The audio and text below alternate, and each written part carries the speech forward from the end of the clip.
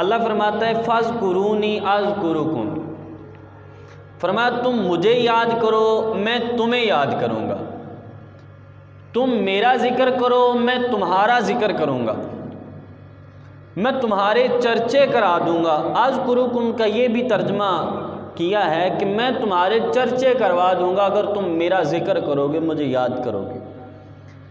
عزیزان ذی احتشام، اللہ کریم کا ذکر، اللہ کریم کو یاد کرنا ایک حدیث مبارکہ کا مفہوم ہے۔ حضور نبی رحمت شفیع امت صلی اللہ علیہ وسلم فرماتے ہیں کہ جب بندہ اللہ کو تنہائی میں یاد کرتا ہے تو اللہ کریم بھی اپنی شایان شان اس بندے کا تنہائی میں نام لیتا ہے، ذکر کرتا ہے۔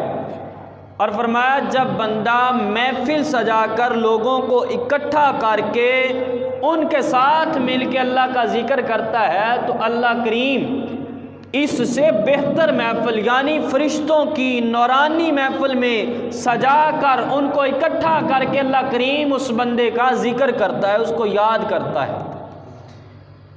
اور حدیث پاک کا یہ بھی مفہوم ہے، حضور فرماتے ہیں کہ جب بندہ اللہ کے قریب ایک بالشت آتا ہے، ایک ہاتھ آتا ہے، فرمایا اللہ کریم اپنی شایان شان پورا بازو اس بندے کی طرف ہو جاتا ہے۔ اور فرمایا جب بندہ پیدل چل کے اللہ کی طرف آتا ہے تو اللہ کریم جیسے اس کی شان ہے دوڑ کر اپنے بندے کی طرف آتا ہے۔ اور ایک حدیث پاک کا مفہوم ہے، حضور فرماتے ہیں اللہ کے کچھ نورانی فرشتے ایسے ہیں جو اللہ کی بارگاہ سے نکلتے ہیں، ان کو ذمہ داری یہ سونپی جاتی ہے کہ تم نے زمین پر جانا ہے، گلیوں میں جانا ہے، محلوں میں جانا ہے، بازاروں میں جانا ہے، مساجد میں جانا ہے، زمین کا کونا کونا پھرنا ہے، ایسی جگہ تلاش کرنی ہے جہاں چند لوگ بیٹھے ہوں اور بیٹھ کے اللہ کا ذکر کر رہے ہوں۔ اب فرشتے زمین پر آتے ہیں، زمین پر آ کے جگہ تلاش کرتے ہیں، ان کو جگہ مل جاتی ہے۔ حضور فرماتے ہیں کچھ لوگ بیٹھے ہوتے ہیں، وہ اللہ کو یاد کر رہے ہوتے ہیں، اللہ کا ذکر کر رہے ہوتے ہیں۔ وہ فرشتے آ کے حضور فرماتے ہیں اس محفل میں بیٹھ جاتے ہیں، اس مجلس میں بیٹھ جاتے ہیں جہاں اللہ اللہ ہو رہی ہوتی ہے، جہاں اللہ کا ذکر کیا جا رہا ہوتا ہے۔ حضور فرماتے ہیں وہ محفل ختم ہو جاتی ہے، اب وہ فرشتے اللہ کی بارگاہ میں واپس جاتے ہیں۔ اللہ فرماتا ہے فرشتوں تم زمین سے ہو کے آئے ہو، جی بتاؤ۔ فرشتے کہتے ہیں ہاں مالک ہم گئے تھے، ایک جگہ پر تیرے کچھ نیک بندے بیٹھے تھے جو تجھے یاد کر رہے تھے، مالک ہم بھی ان میں بیٹھ گئے۔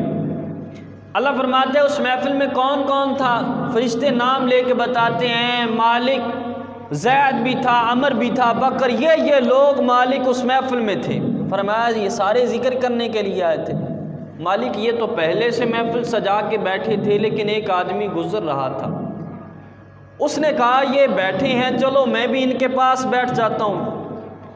مالک ایک آدمی ایسا آیا تھا اس کی ذکر کی نیت نہیں تھی، اس کا کوئی اور ارادہ تھا، وہ بھی ان کے ساتھ آ کے بیٹھ گیا۔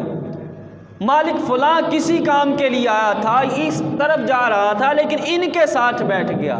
اللہ فرماتا ہے فرشتوں گواہ ہو جاؤ اس اللہ والوں کے نزدیک، اس ذکر کرنے والوں کے نزدیک محفل میں آیا، بے شک وہ کسی بھی نیت کے ساتھ آیا، اس کی نیت ذکر کی تھی یا نہ تھی، وہ ویسے گزر رہا تھا ان کے پاس بیٹھ گیا۔ اے فرشتوں گواہ ہو جاؤ میں نے اس محفل میں آنے والے ایک ایک فرد کی بخشش فرما دی ہے، ایک ایک فرد کی بخشش فرما دی ہے۔ یہ بخاری اور مسلم کی حدیث ہے۔ یہ ذکر اللہ کی فضیلت ہے۔ ایک بندہ وہ تو نیت کر کے سجا کے بیٹھا ہے، ایک بندہ ویسے گزر رہا ہے چند منٹ ان کے پاس بیٹھ گیا، یا ویسے کوئی اور لنگر کی نیت سے ہی آ گیا لیکن اللہ والوں کے پاس بیٹھ گیا۔ اللہ فرماتا ہے میں نے سب کی بخشش فرما دی، میں نے سب کو بخش دیا۔